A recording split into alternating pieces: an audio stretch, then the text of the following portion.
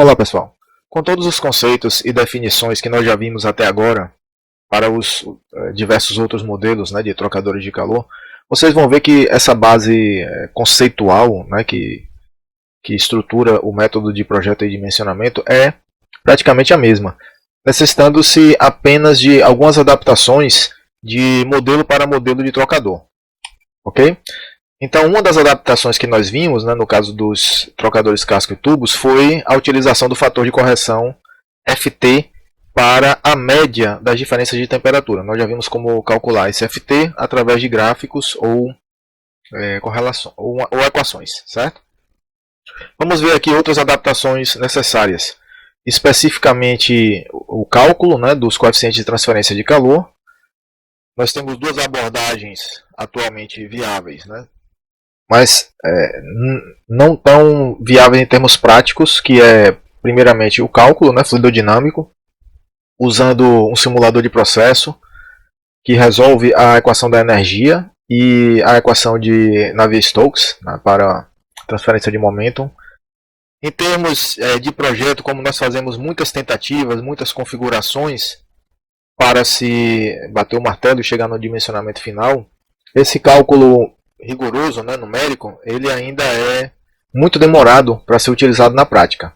Então, a segunda abordagem é a abordagem que realmente é utilizada ainda hoje em dia, né, para a estimativa dos coeficientes de transferência de calor, que é o uso de correlações baseadas em dados experimentais, né, ou correlações ou gráficos.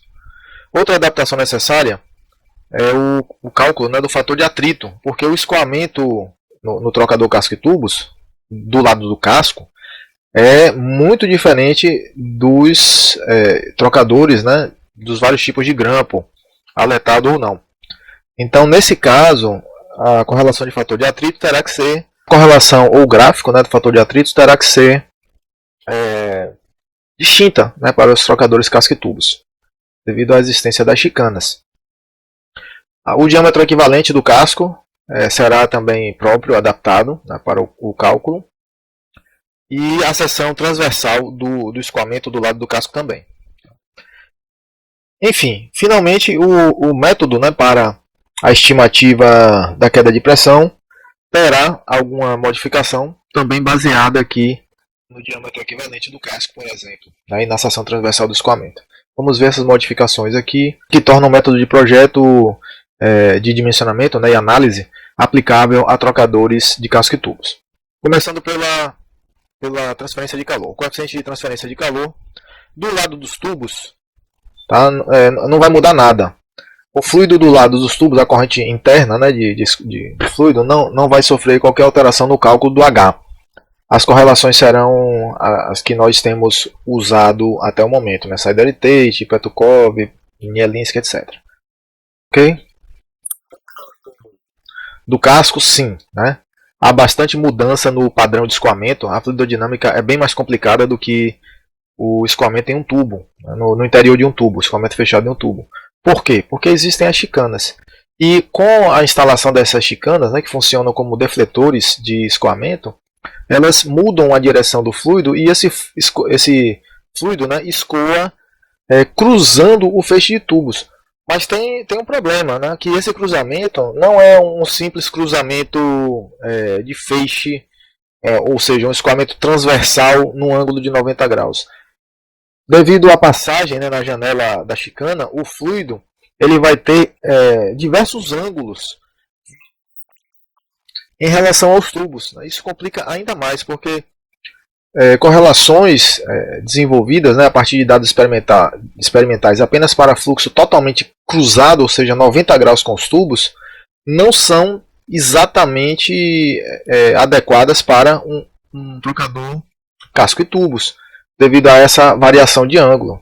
Na janela da chicana, né, que é no corte da chicana, onde nós temos ali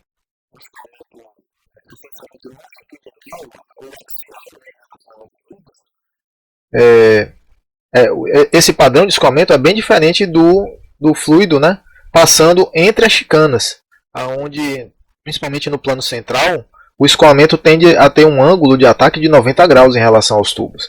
Então o ângulo varia de 0 na janela da chicana para 90 graus no centro, né, no plano central do casco, e depois zera de novo. Então essa variação de ângulo torna o escoamento bastante complicado. O H ele vai depender, no caso do lado do casco, de muitos fatores. Né? Temos a própria geometria da chicana, o tipo da chicana. A chicana mais usada, né, padrão industrial, é a cortada, ok? Mas existem outros tipos. Existem as chicanas toroidais, né, discoides. Existem chicanas que produzem, né, helicoidais, que produzem um escoamento helicoidal. Então, existem outros tipos de chicana, tá? Embora o padrão industrial amplamente usado de longe seja a chicana cortada. Depende do corte, né, dessa chicana, depende do layout dos tubos, se triangular ou quadrado, né, sendo quadrado girado também ou triangular girado, depende disso, o H. E o escoamento cruza o feixe em ângulos variados, já falei isso.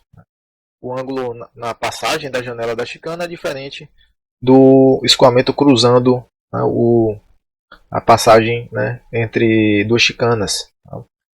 E ainda tem outro complicador, pessoal, que é o seguinte: não existem as folgas, né, as folgas, as tolerâncias construtivas, tubo, chicana, né, o orifício, o furinho da chicana onde passa o tubo tem uma folgazinha.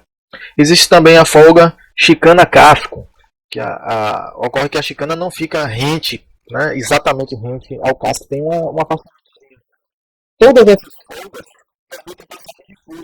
são curtos-circuitos, né, são caminhos preferenciais. E aí, esses vazamentos, né, possuem vazões, né, graus, níveis variados de vazão, passando ali fugindo, né, da corrente principal do escoamento. É muito difícil essa previsão. Primeiro porque o projeto mecânico prevê algumas folgas e quando vai se construir o trocador, existem imprecisões de corte, imprecisões de furação, e o que ocorre finalmente é que o trocador construído ele não vai ficar nem exatamente igual ao projeto mecânico que foi feito, devido a essas variações. Mas as variações, né, os erros, né, de corte e de furação, estando dentro das tolerâncias previstas na norma tema, né, as variações previstas, está ok, não tem problema nenhum.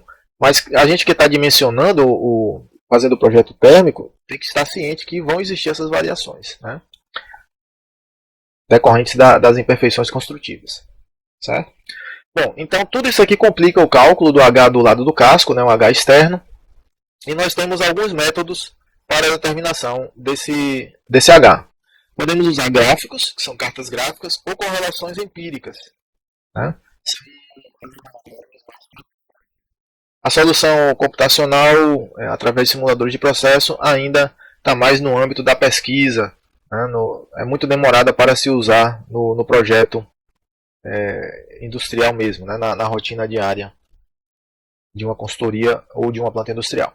Vamos ver primeiro aqui os gráficos, né? Método gráfico, que são baseados JH. Esse JH é um número adimensional, ele é uma combinação de números adimensionais, mais frequentemente como fator de Colburn, certo? Existem referências na literatura técnica de trocadores de calor que não usam o nome fator de Colburn, usam fator de transferência de calor, alguma coisa assim. Tá? Mas, originariamente, desde a obra clássica do Kern, esse JH tem sido chamado, né, de fator de Colburn. Okay? O fator de Colburn seria o equivalente, para vocês entenderem melhor, ao fator de atrito, só que para a transferência de calor. Certo? Então, o fator de Colburn seria algo similar ao fator de atrito, só que o fator de atrito corresponde à queda de pressão. E o fator de Colburn corresponde à transferência de calor. Né? Certo? Então, um gráfico, né, uma carta gráfica, que permite calcular o JH. Olha o JH aqui, ó, na ordenada. Né? A ordenada aqui é JH. O JH aqui é definido como núcleo sobre o número de Prandtl elevado a 1/3, elevado a 0,33. E na abscissa nós temos o número de Reynolds. Certo? Essa carta aqui, ó, esse gráfico, né, já permite vocês identificarem a equivalência do JH com o fator de atrito. Lembram lá que no diagrama de Moody, o que é que nós temos na abscissa? Não é o número de Reynolds, e na ordenada é o fator de atrito. Né? Veja que existe uma correspondência. na localização desses números adimensionais, certo? Essa carta aqui, esse gráfico, ele é muito rico de informação. Veja que observe que nós temos aqui diversos layouts de tubo, olha só, triangular, tanto no ângulo, tanto triangular normal, regular, como o girado, está aqui, tá? O quadrado girado, que é o ângulo, corresponde ao ângulo de 45, e o quadrado, que corresponde ao ângulo de 90. Temos também, ó, várias linhas que correspondem aos cortes de chicana. 15% a 25%, que é o padrão, praticamente o padrão industrial, 35% e 45%. Certo? Temos aqui vários cortes de chicana e é isso. Como é que a gente usa aqui esse gráfico? Nós fazemos o seguinte, calculamos o número de Reynolds, tá, para o nosso projeto, né, para o casco. Aí entramos aqui na abscissa, né, com o número de Reynolds, escolhemos o nosso corte de chicana, que geralmente vai ser 25%. Né? Corte de chicana originariamente usado é 25%. E aí na curva de 25%, ó, é essa aqui. Tá? De baixo para cima é a primeira, a segunda, a terceira. Aí a gente vem aqui na curva, ó, tira o JH na ordenada, rebate aqui na curva e pega o JH. Com o JH nós temos o número de Prandtl, porque depende do fluido, né? Apenas. É o Ni sobre alfa, viscosidade cinemática sobre a difusividade térmica. Então nós temos o Prandtl, com o Prandtl calculamos o Nusselt, com o Nusselt nós calculamos o H. Perceberam aí? Então é uma sequência de etapas, certo? Repare que há regiões dessas curvas aqui que servem para layouts de tubo, né, de arranjos de tubo distintos, certo?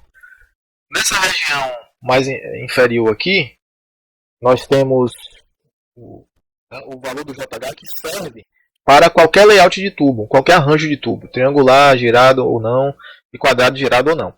Já aqui, ó, nessa região onde nós temos o pontilhado, acontece uma divergência entre o layout de 45 e os layouts de 30, 60 e 90, tá vendo? E aí é preciso obter, né, o JH de linhas distintas. Essa linha pontilhada aqui vale para o arranjo de 45 graus, que é o quadrado girado. E as linhas contínuas valem para o arranjo 30, 60, os arranjos, né, 30, 60 e 90. Ou seja, triangular, regular e girado e o quadrado regular. Certo? As linhas contínuas aqui são para esses arranjos de tubo. Tá? Observe que, embora sejam retas, né, nesse gráfico aqui, ó, não esqueçam que nós estamos diante de um gráfico que é logarítmico na abscissa e também logarítmico na ordenada. Isso significa que essas curvas aqui, essas retas, nesse plano log-log, na verdade, são linhas, né, altamente não lineares, são exponenciais. Então nós estamos diante aqui de variações exponenciais, né, do JH com o Reynolds. É altamente não linear, fique atento a isso, certo? Outra coisa, é possível reparar aqui, ó, em Reynolds mais ou menos em 2000, né? Aqui, ó, 100, certo? 1000, né? 2000 é mais ou menos aqui, ó. A partir daqui é visível, né, graficamente, uma mudança de comportamento, tá? Uma mudança de comportamento das curvas, até o ângulo muda, né? Na verdade, para ser mais exato, acontece já uma mudança de ângulo bem por aqui, ó. Mas as correlações clássicas usadas, as equações clássicas, né, usadas no cálculo do Nusselt para o casco, que eu vou mostrar agora a seguir, consideram essa transição, né, essa mudança de comportamento no Reynolds a 2000. Mas a gente observa que acontece até um pouquinho antes aqui. Tá? Então, podemos usar esse gráfico, tá, pessoal? Certo? As correlações. As equações usadas no cálculo, né, do Nusselt, do JH, do Nusselt e consequentemente do H, são variadas na literatura, mas uma clássica, né, uma que é usada há muito tempo e que inclusive é mencionada no livro do Kern, é a equação de McAdams. Tá? Ela foi desenvolvida a partir de dados experimentais obtidos de trocadores reais, né, trocadores comerciais, de diferentes tamanhos e configurações, construídos pela norma tema. Então isso é importante porque A norma TEMA, ela limita os erros construtivos, né? Existem as tolerâncias construtivas. Então, se os trocadores usados nos dados experimentais, na obtenção de dados experimentais, são trocadores reais, o que é que acontece? O valor que nós obtemos, né, do núcleo e do H vão ser valores reais, confiáveis para trocadores construídos dentro das tolerâncias da norma TEMA, certo? E outra coisa, os trocadores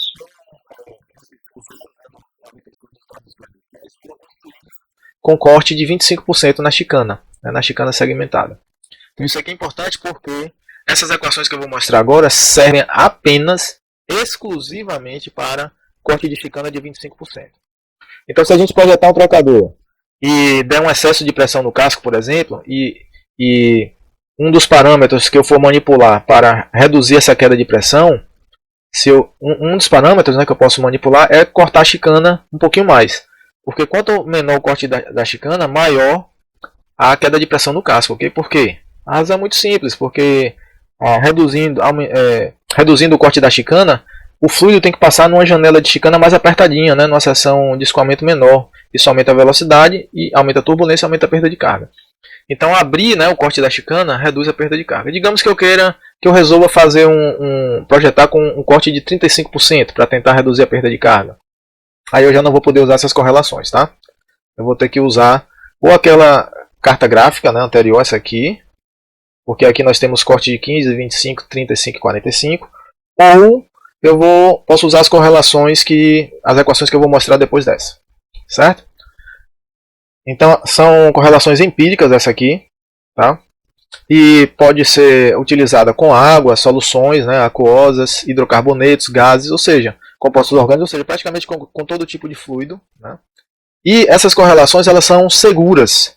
Elas são seguras porque como é que essas equações aqui foram obtidas? Vejam só, o ajuste, né, dessas equações foi feito abaixo da nuvem de dispersão dos dados experimentais, tá?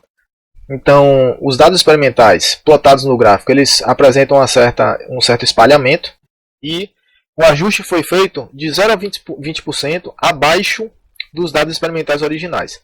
Ou seja, já usar essas correlações aqui já introduzem uma margem de segurança no trocador, certo? De 0 a 25%. Desculpem, de 0 a 20%.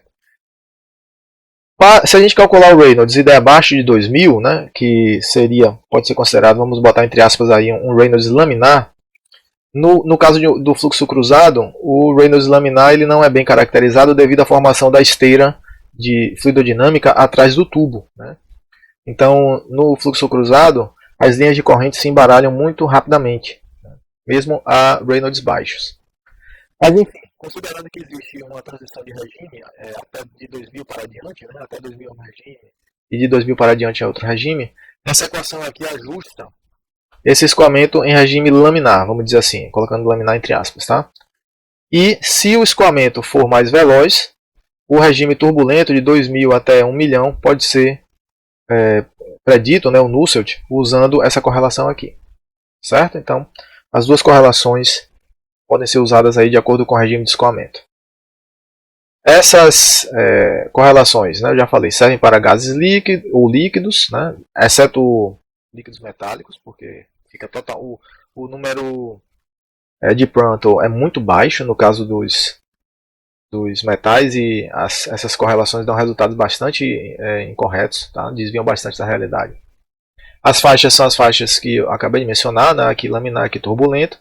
Todas as propriedades têm que ser avaliadas na temperatura TB, que é a média da entrada entre a entrada e a saída, né, do fluido no trocador. Tá?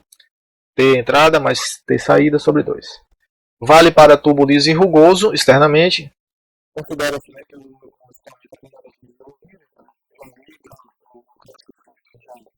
não há alteração fluidodinâmica significativa depois da entrada, não tem uma zona de desenvolvimento, vamos dizer assim. Essas correlações assumem propriedades físicas constantes e vale apenas para chicanas cortadas a 25%. Certo? O diâmetro equivalente é calculado de uma maneira especial, como já mencionei agora há pouco, e vamos ver como calcular esse diâmetro equivalente. E o fluxo de massa, né, o G, ele é avaliado na linha central do feixe, cruzando o tubo, cruzando o feixe de tubos, né, na linha central. Vamos ver como calcular isso aqui, certo? E aí vem a pergunta, né? Se essa equação serve apenas para corte de chicana a 25%, como está aqui, e se o corte for diferente disso? Né? E se tiver outros layouts de tubo? Então aí nesse caso, nós podemos usar essas equações aqui, certo? Essas equações vocês não vão encontrar, né, por aí, porque essas equações foram desenvolvidas em cima desse gráfico aqui. Tá? Então são ajustes estatísticos aqui dessa carta. Tá? Essa carta aqui sim, ela está disponível em várias referências na literatura. Tá? Mas esses ajustes aqui não. Né? Esses ajustes aqui você não vai achar. E cada equação dessa representa o Nusselt, né? O JH, o Nusselt aqui já está fornecendo o Nusselt direto, né? Para aquelas linhas, né, da carta gráfica que nós vimos. Nesse caso aqui, o melhor ajuste foi segmentando, né, o número de Reynolds até 600 e de 600 para adiante. Tá? Então, olhando aqui a carta, ó, nós temos aqui a 100, ó, 100, 200, 300, 400, 500, 600, mais ou menos aqui. Ó. Então nós temos correlações para essas linhas até aqui e daqui para frente outras correlações dependendo do layout do tubo. Né? Então vejam aqui, ó, na primeira coluna nós temos o corte da chicana. Então já resolvemos aqui o problema de cortes variados de chicana, né? Corte de 15, 25, que é o padrão, assim, o mais difundido de longe. Né? Aqui corte a 35 e corte a 45. O layout de tubo 45, né, que é o quadrado girado, e aqui triangular, triangular girado e quadrado regular. Em um Reynolds inferior a 6.000, nós podemos usar essas equações aqui, dependendo do corte da chicana. Então, se o corte da chicana é 15%, esse. Se é 25%, se é 35%, se é 45%. Ok? No caso do Reynolds, a partir de 600 até 1 milhão, nós temos aqui o layout, né, de 45 e o layout de 30, 60 e 90 graus. Repare que nessa região de Reynolds aqui, ó, o Nusselt é diferente para um layout de 45, né, em relação ao 30, 60 e 90. A gente pode ver isso aqui, ó, no gráfico. Observe. Ó. Certo? Mais ou menos aqui é o 600. Ó. A partir daqui, nós temos essas linhas pontilhadas para o layout de 45, tá vendo? Ó? E as linhas contínuas para o layout de 30, 60 e 90. Certo? Então observe que isso nós temos aqui equações isoladas, né, para o layout de 45 e os vários cortes de chicana, 15, 25, 35, 45. E aqui 30, 60 e 90 são outras correlações. Certo? Notem que essas correlações são ideais para se automatizar o método de cálculo. Então, se eu for usar, né, programar uma planilha, programar usando Python, né, ou outra linguagem, ou MATLAB, outro método qualquer, ou outra linguagem qualquer, para automatizar, né, o projeto, eu posso inserir essas equações no meu programa. É muito mais conveniente do que usar. Aliás, no programa você não vai conseguir, né, introduzir o gráfico. Né, você vai ter que ajustar as linhas do gráfico usando alguma relação matemática. E aqui estão essas relações matemáticas. Ok? Todas as correlações mostradas até agora funcionam para propriedades físicas assumidas constantes. E aí se verificou, né, na prática histórica de projeto, que o fator de correção para propriedades físicas variáveis de Sider e Tate pode ser usado para melhorar a estimativa do Nusselt. Então, o que é que nós fazemos? Calculamos um Nusselt ou pelo gráfico ou pelas correlações que nós vimos e aplicamos esse fator de correção aqui. Então, o Nusselt usado no projeto será o Nusselt de propriedades constantes vezes esse fator de correção. Né? Esse fator de correção, se ele for próximo de 1, pode ser até desconsiderado. Né? Mas se ele for maior ou menor do que 1, significativamente, digamos aí uns 10 a 20% maior ou menor do que 1, então é interessante, né, é recomendável que se aplique essa correção. Certo? A próxima adaptação que eu vou comentar com vocês é o diâmetro equivalente. O diâmetro equivalente usado no cálculo do Reynolds, repare que nós precisamos aqui, ó, do diâmetro equivalente tanto aqui no Reynolds como no Nusselt, né? Não é? Porque o Nusselt é HD sobre HD sobre K no caso, né? K do fluido. O Nusselt geral é HL sobre K, tá? Porém, no caso aqui, né, como nós temos um escoamento, né, que acontece através de uma geometria que não é circular, não pode ser caracterizada como um diâmetro geométrico mesmo, né, na definição exata para um círculo. Então aqui nós temos que usar um diâmetro equivalente, né? Então o nosso Nusselt será H vezes o diâmetro equivalente sobre K do fluido. E qual será esse diâmetro equivalente?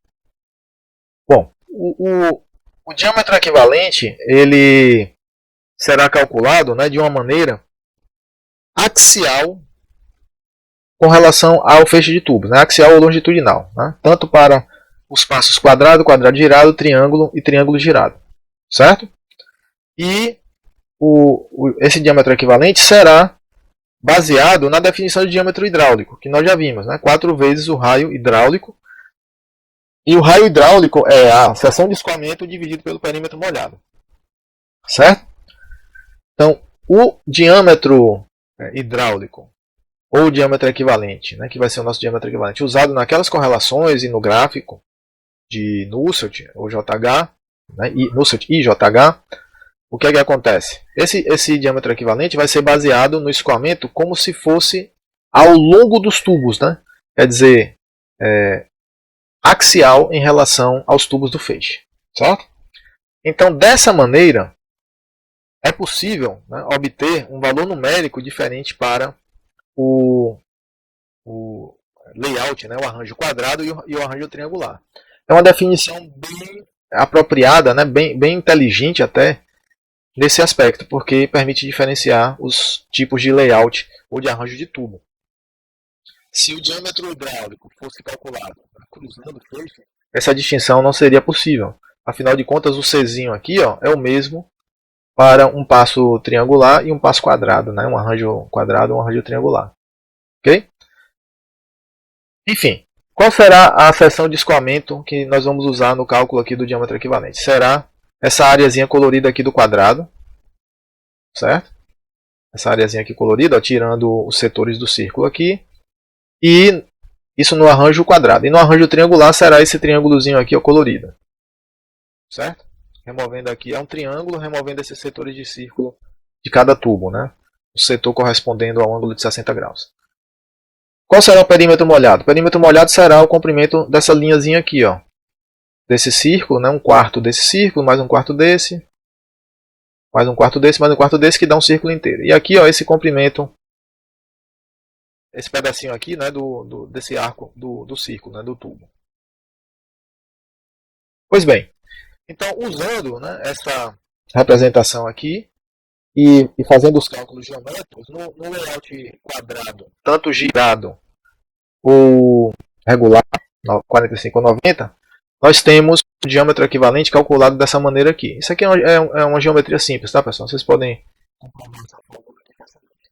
Certo? É só geometria plana simples, tá? Então o diâmetro equivalente para o passo quadrado, seja girado ou não, é esse aqui. E o diâmetro equivalente para o passo, o arranjo, né, o passo triangular, será esse aqui. Triangular, girado ou não. Certo? E já comentei isso aqui. Ah, certo. O diâmetro equivalente, ele não é calculado dessa maneira, né? Ele não é capaz de capturar o efeito da janela de chicana no escoamento. Repare que ao passar pela janela da chicana, da chicana, o escoamento se torna longitudinal, na verdade. E esse diâmetro equivalente aqui, ele não é capaz de capturar esse efeito. E o fluxo, né, entre duas chicanas, ou dois defletores, já é sabido, né, passando pelo meio das chicanas é ortogonal, e passando pela janela da chicana, o fluxo se torna principalmente axial ou longitudinal. Certo? Quanto mais chicanas, nós teremos mais janelas de chicanas, e na janela da chicana o fluxo é longitudinal, o fluxo longitudinal ele fornece um H de convecção menor do que o fluxo cruzado, de modo que quanto mais chicanas, né, existe uma propensão a baixar o coeficiente de transferência de calor, e ainda tem a questão dos vazamentos que aumentam, né, os curtos-circuitos aumentam. Sendo assim, esse efeito, né, ele não é capturado pelo diâmetro equivalente calculado dessa maneira. De todo modo, né, essas limitações, né, do diâmetro equivalente definido dessa forma não são significativas desde que o trocador seja calculado, ou melhor, seja construído dentro das tolerâncias da norma tema, e também o passo entre chicanas, né, o espaçamento entre chicanas, não seja nem inferior a 20% do diâmetro do casco, nem superior a 100% do diâmetro interno do casco. Ok? E, finalmente aqui, a adaptação da seção transversal de escoamento. A seção transversal é calculada no plano central entre chicanas. Tá? Então a passagem entre chicana é a referência usada nessas correlações que nós vimos agora, ou no gráfico de JH, certo? A seção transversal é calculada dessa maneira. Tá? Aqui é o espaço entre um tubo e outro, no feixe, né, o C, clearance. Aqui é o passo da chicana, B, é a distância entre uma chicana e outra. Aqui nós temos o diâmetro interno do casco, né, é o DS. E aqui é o afastamento, o pitch, o afastamento centro a centro dos tubos, né? Centro a centro, é o pitch de tubo, ou passo de tubo. Então, não podemos esquecer que especificar o modelo adequado do equipamento, né, do trocador, selecionar os tipos de cabeçote, o tipo de casco, depois calcular a área de troca térmica requerida usando as condições operacionais do processo, não é o ponto final do nosso trabalho. Depois de efetuar o projeto térmico, nós temos que efetuar o projeto hidráulico, que vai culminar com a determinação da queda de pressão do trocador, certo? E temos que fazer essa estimativa da queda de pressão, tanto para o fluido dos tubos como para o fluido do casco. No caso do fluido dos tubos, nós temos a equação, né, da seção reta, a seção transversal de escoamento, como sendo essa aqui, que basicamente, pessoal, é calcular, né, o total da área interna dos tubos, né, πd ao quadrado, πd2 sobre 4, né, πd ao quadrado sobre 4 vezes o número de tubos, e dividir pelo número de passagens. Então, se nós temos 1000 tubos no equipamento, haverá 500 tubos na ida, considerando, né, vamos dizer, um trocador de 2 passagens. Então, se tem 1000 tubos, haverá 500 tubos na primeira passagem na ida e 500 tubos na volta, né? 500 na ida e 500 na volta. Então essa é a nossa seção transversal. Π ao quadrado vezes o número de tubos sobre 4 NTP, que é o número de passagens no trocador, né? Número de passagens nos tubos. Tal qual estamos habituados, a queda de pressão total pode ser dividida em queda de pressão distribuída e queda de pressão localizada. A distribuída ocorre através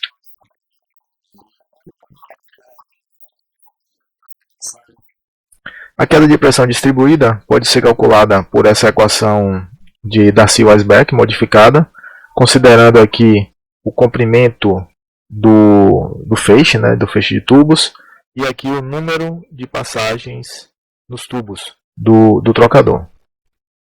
É claro que a perda de carga distribuída, né, vai ser proporcional ao número de passagens. Né? Cada vez que o fluido vai e volta no feixe de tubos, a queda de pressão distribuída vai se acumulando, né, vai aumentando. Vamos ver a localizada agora. A queda de pressão localizada, ela pode ser estimada, tá? É uma maneira de estimar considerando as contrações, expansões e curvas que o fluido realiza, certo? Então, em cada passagem no tubo, se vocês repararem no trajeto, ocorre uma contração, que é quando o fluido passa dos cabeçotes para dentro dos tubos no feixe, ocorre uma contração ali, né? Você tem uma câmara e o escoamento é convergente. Depois que o fluido, né, passa nos tubos e sai novamente para o cabeçote, né? Aí nós temos uma expansão. E a cada retorno, né, na partição de cabeçote, cada vez que o fluido sai de uma passagem e entra na outra passagem, ele precisa fazer uma curva de 180, na verdade, para poder retornar. Então nós temos aí três acidentes, basicamente, uma contração, uma expansão e uma curva de 180. Essas quedas de pressão podem ser aproximadas, né, com um grau de segurança, quer dizer, a estimativa é superior ao valor real, como sendo 4 cargas de velocidade. Tá? E a carga de velocidade é ρv2 sobre 2, né, ρv ao quadrado sobre 2, ou podemos escrever assim, né, 1 meio de g ao quadrado sobre ρ. É uma carga de velocidade aqui. Então, multiplicando isso aqui por 4, né, essa expressão por 4, vai cancelar aqui, vai ficar 4 dividido por 2 dá 2, e aí nós temos esse resultado aqui, se multiplicarmos pelo número de passagens nos tubos. Lembre que são 4 cargas de velocidade, 4 dessas, por cada passagem. Então, multiplicamos aqui pelo NTP, que é o número de passagens nos tubos. Certo? Temos agora a queda de pressão localizada. Então, a queda de pressão total nos tubos, né, o ΔPI, será o somatório do ΔPI distribuído com o ΔPI localizado. Ok? Uma outra maneira de calcular direto a queda de pressão nos tubos é usando essa equação aqui. É simplesmente uma manipulação das equações anteriores que eu acabei de mostrar para vocês. Então vamos adiante. No casco, pessoal, a coisa é um pouquinho mais complicada, né? Porque o fenômeno de dissipação de energia mecânica do escoamento no casco é mais complicado devido à fluidodinâmica. A fluidodinâmica é mais complicada, né? Tem os cruzamentos, tem os vazamentos, chicana tubo, chicana casco, existem as trilhas, né? Para vocês já anteriormente, né? As trilhas entre tubos, né? Trilhas de passagem entre tubos. Tá? Então o escoamento ele é bem mais complicado no casco, né, do que nos tubos. E vai depender da vazão, né? Será considerado aqui esse efeito da vazão através do fluxo mássico, né, G, que a gente já utiliza essa variável. Claro, se tem uma vazão maior, cruzando aqui os tubos, o Reynolds será maior, haverá mais turbulência, mais esteira na parte posterior dos tubos e vai aumentar a perda de carga, né? Dissipação de energia mecânica e que vai resultar numa queda de pressão.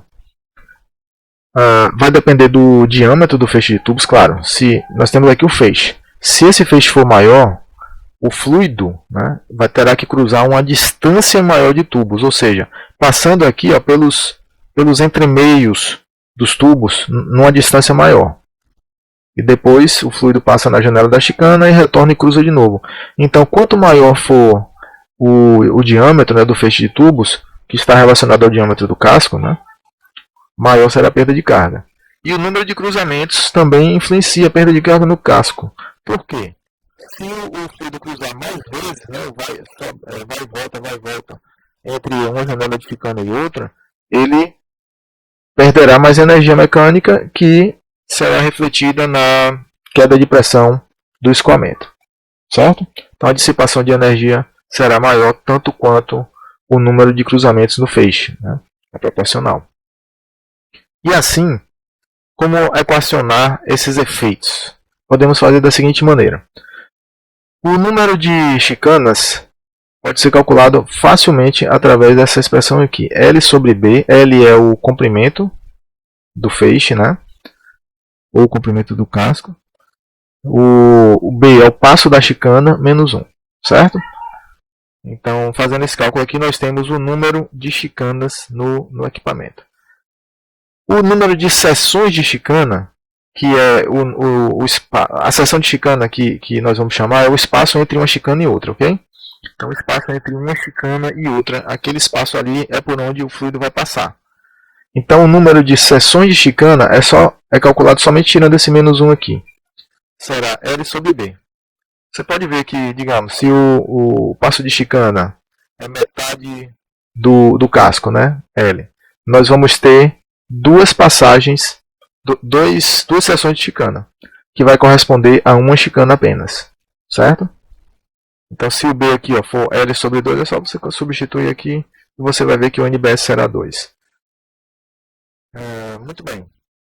Com esse parâmetro aqui e com o conhecimento do fator de atrito, nós podemos usar uma equação modificada no formato de Darcy-Weisbach, que eu vou mostrar a seguir.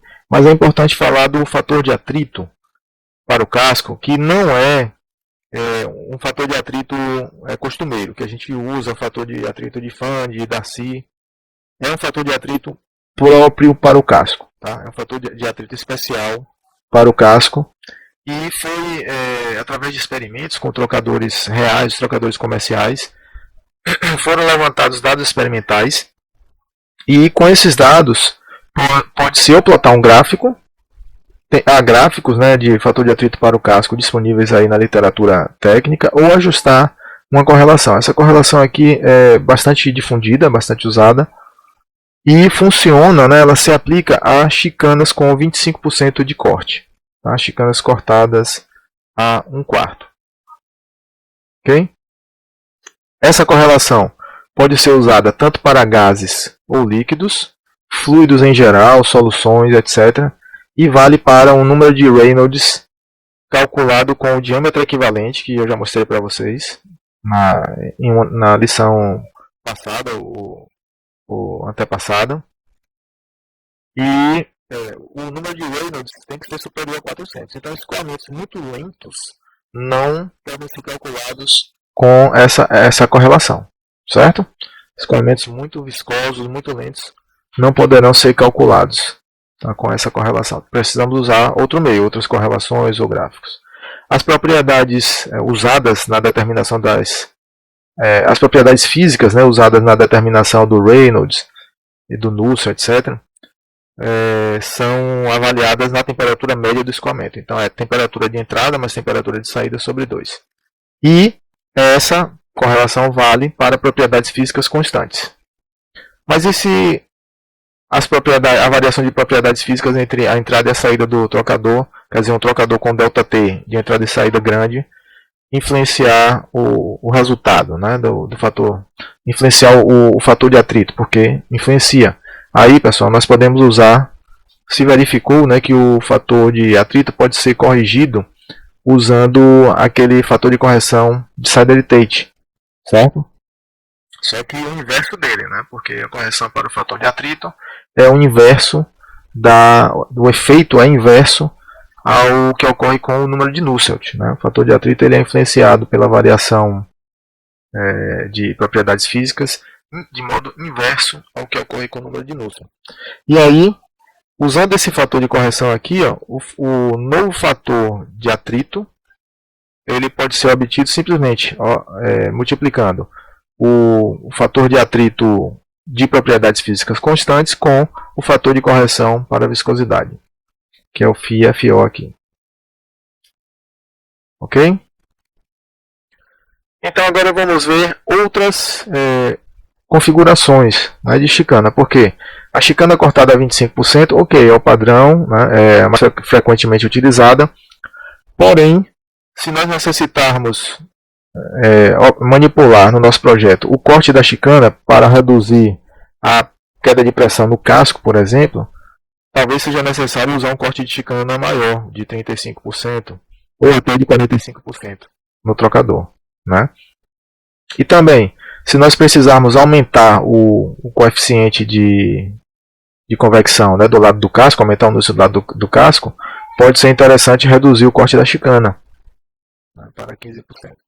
Enfim, se for necessário, né, trabalhar com um corte de chicana diferente de 25%, nós temos que usar esse gráfico aqui. Aquela correlação pequenininha de fator de atrito já não funciona mais, certo? Esse gráfico também foi obtido a partir de dados experimentais com trocadores reais testados, né, em experimentos de perda de carga.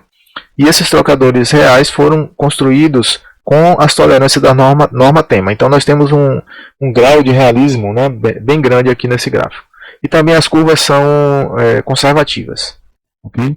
Isso quer dizer que o fator de atrito estimado aqui, ele é inferior, no caso, ou melhor, ele vai ser superior ao valor real. Quer dizer, se a perda de carga for excedida, né, se estourar a perda de carga no projeto, usando o fator de atrito estimado aqui, significa que nós vamos descartar esse projeto, né, descartar a configuração testada de uma maneira segura, porque na realidade, se fosse construir o trocador de calor e colocar em operação, a perda de carga dele provavelmente será menor do que a que nós estimamos, certo? Usando esse fator de atrito. Repare também aqui, esse gráfico ele é bem mais complicado do que o gráfico do Nusselt. O gráfico do Nusselt que nós vimos anteriormente. Deixa eu ver se eu volto nele aqui. Olha aqui o gráfico do Nusselt, né? No caso aqui o gráfico do JH, né, que é o fator de Coburn, mas com o JH nós calculamos o Nusselt. Olha aqui a diferença. Em log-log, o comportamento do Nusselt é quase de reta, né? Tem uma diferençazinha aqui para o layout de 45, né, o quadrado girado, mas em toda a faixa de número de Reynolds é praticamente uma reta.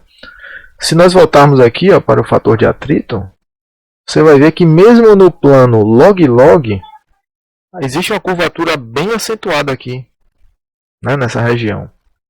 E isso torna o ajuste de correlações bem mais complicado, né, sobre esses dados do gráfico. Tá? Aqui nós temos regiões, né, bem distintas de escoamento. Enfim, podemos usar esse gráfico aqui, avaliando, né, calculando o número de Reynolds, escolhendo aqui a curva de corte de chicana, né, cada curva aqui, ó, 15, 25, 35, 45, e o layout correspondente. Tá? Essas pontilhadas aqui valem, né, para o layout de 45, quadrado girado, e as curvas contínuas valem para os outros layouts, seja triangular regular, né, normal, né, ou triangular girado ou quadrado. Ok? Tranquilo? Então podemos usar esse gráfico. Mas esse gráfico não é tão bom, né, se nós, não é tão apropriado se nós quisermos automatizar o cálculo, né, otimizar o projeto, ou então usar uma planilha, né, de Excel e programar nela o algoritmo de projeto. Aí nesse caso, pessoal, nós podemos usar essas equações aqui. Essas correlações são ajustes em cima dessas curvas, desse gráfico. Tá? Então, no layout de 45, é possível identificar algumas regiões distintas. Vejam, mais ou menos aqui, 45 é o pontilhado, tá? São as linhas pontilhadas. Mais ou menos aqui, ó, aqui é 100, aqui é 200. Ó. Até o Reynolds de 150, mais ou menos, nós temos aqui um comportamento quase de uma reta. Né? É uma reta mesmo, em log-log, é uma reta. Aí, a partir de 150, ocorre uma curvatura acentuada. Né?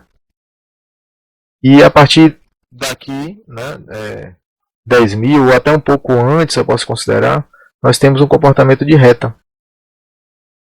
De novo, né? O comportamento é de reta, mas se você observar direitinho, nós temos aqui duas retas. Ó. Termina a seção de curva, né? Aí nós temos um segmentozinho de reta até aqui. E aí depois desse ponto nós temos uma mudança de ângulo, né? O coeficiente angular dessa reta, no log muda. O mesmo acontece para as outras curvas, né? de corte de chicana. E observando essa feature, né? Essa característica do gráfico, nós podemos usar aquelas seções, né? Os segmentos ali identificados pelo número de Reynolds e ajustar correlações bem precisas, né? O ajuste fica muito bom se nós identificarmos essas regiões. Então, para um Reynolds abaixo de 150, lembre que aquela correlação primeira que eu mostrei para vocês, que é a correlação mais antiga, vamos dizer, essa correlação ela não funciona, não deve ser usada para Reynolds inferiores a 400, né? O limite dela é 400. Então, já estamos fora do limite das condições de uso daquela correlação original. Então, o número de Reynolds inferior a 150, com passo quadrado, layout, né, quadrado girado, e os cortes de chicana 15, 25, 35, 45, nós podemos escolher essas correlações aqui. Então, a correlação adequada, de acordo com o corte, é só pegar a correlação e calcular o fator de atrito. Certo?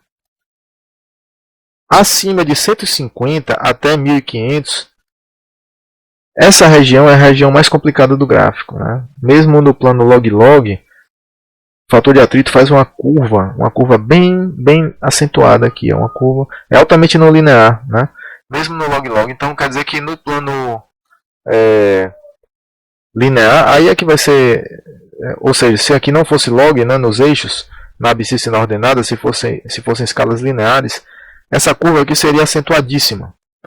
Então é uma região bem complicada. Tá? 1000 está aqui, ó, 1000, 2000, até aqui assim, ó, 1500. Nós temos uma região de curva bem acentuada. Depois vira uma reta mais ou menos. Até aqui. Tá? Essa região de curva acentuada pode ser calculada por essas correlações aqui. Tá?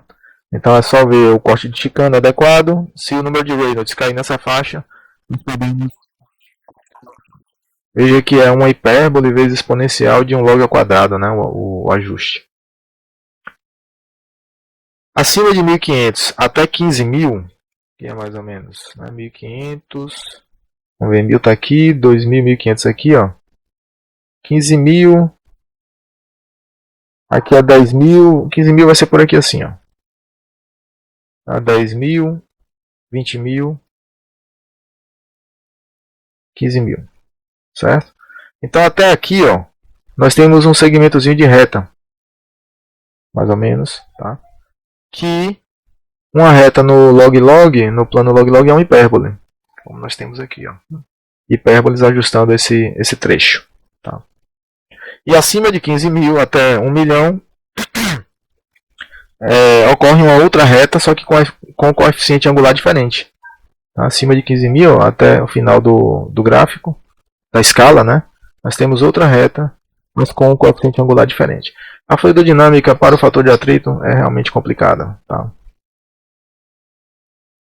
E nos outros layouts, os trechos, né, os segmentos aqui, as regiões são os mesmos, bastando verificar aqui o corte da chicana e usar a correlação apropriada. Né?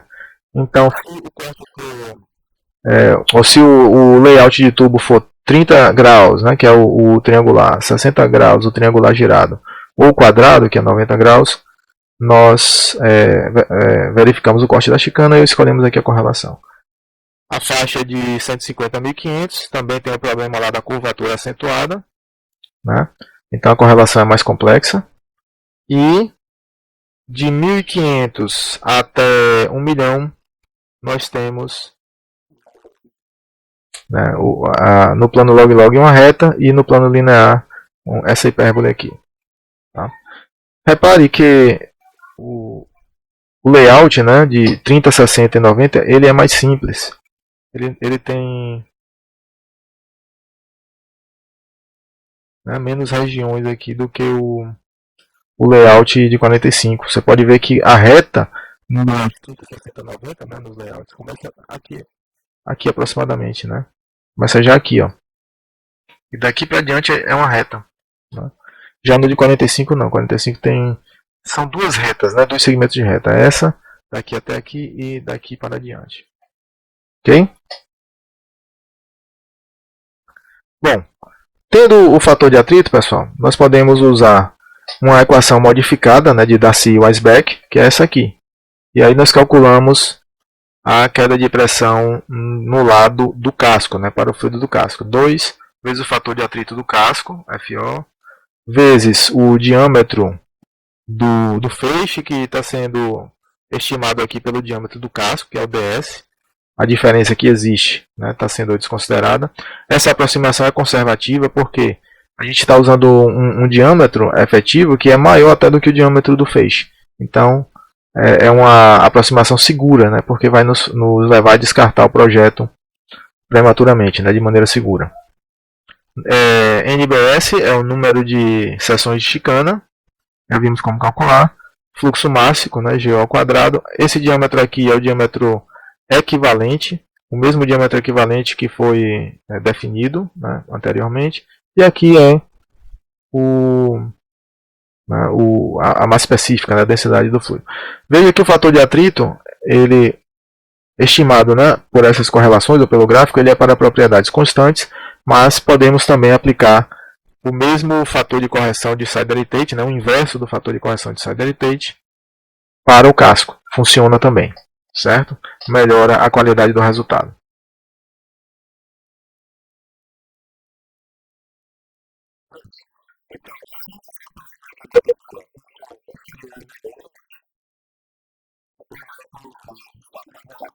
E podemos mandar construir o equipamento. Até o próximo vídeo, um abraço.